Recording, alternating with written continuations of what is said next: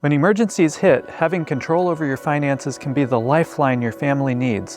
Whether it's a job loss, health emergency, or a natural disaster, having your money in order can make all the difference. And it also helps you be able to afford your preparedness goals. So step one is creating a budget. A budget is just a plan for your money so you can see exactly where it's going. And when you know where your money goes, you can make better choices. First, write down your total monthly income. That's your starting point. Now list all of your expenses like rent, mortgage, utilities, groceries, anything else you spend money on. You can keep it as simple as a pen and paper, or you can use a free budgeting app, whatever works for you. But the goal is simple: spend less than you make. And if you find your expenses are more than your income, that's where the magic happens. Look for areas to cut back. It could be something simple like eating out or canceling an unnecessary subscription. We have 3 different categories: monthly expenses, annual expenses, and savings. Don't forget about those annual recurring expenses.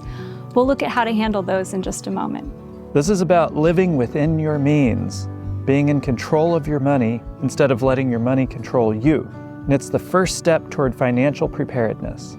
Once your budget is set, it's time to create an emergency fund. This is your safety net for when life throws unexpected expenses at you, like car repairs, medical bills, or even a job loss. Start small if you need to. You can set an initial goal of $500 or $1,000 and build up a little at a time, even if it's just $5 a week. Every small contribution adds up over time. The key here is to be consistent and treat this as if it's untouchable for when a real emergency comes up. The peace of mind that you're going to gain from knowing you've got a cushion will make all the difference. As you start to see that fund grow, you can build it up to 3 to 6 months of living expenses. This takes time, but every step you take gets you closer to being ready for the unexpected. Another type of emergency fund is your pantry. I mean, think about it. The more food you have stocked up in your pantry, the longer you can go in a crisis. On day 2, we showed you how you could bulk up your pantry with just $50.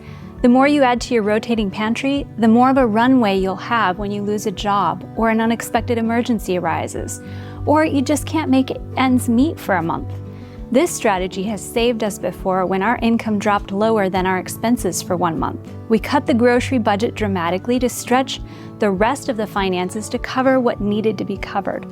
And we ate from our pantry for that month and replenished it at a later month when our income was a little bit more favorable. Next, we need to talk about sinking funds.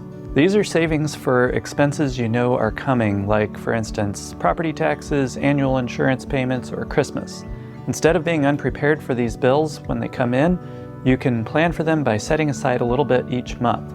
So let's say that you're going to need $600 for your annual insurance this year. Set aside $50 a month in a sinking fund, and when the bill arrives, you're ready. It's a way of breaking big expenses into small, manageable chunks. And you don't need to do this with cash. We have set up separate savings category at our bank, and we just transfer the money each month into our sinking funds. Then we track it with our budgeting app. This way, there's no stress when the bills arrive. You're already prepared.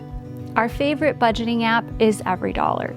You can track all of your expenses and your income, your sinking funds, and watch your emergency funds slowly grow.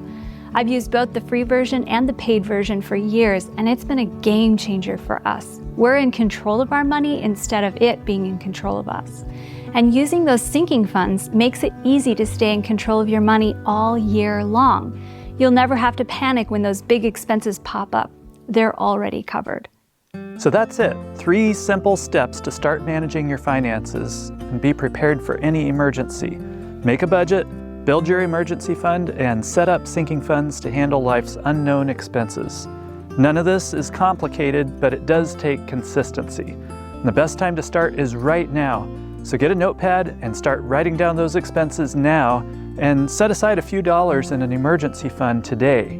Remember, financial preparedness isn't about having a ton of money, it's about being smart with the money you have. With each of these steps, you'll be better prepared. And be sure to get the list of resources at thereadylife.com/521, and we'll see you tomorrow in the next step of the 521 Preparedness Plan.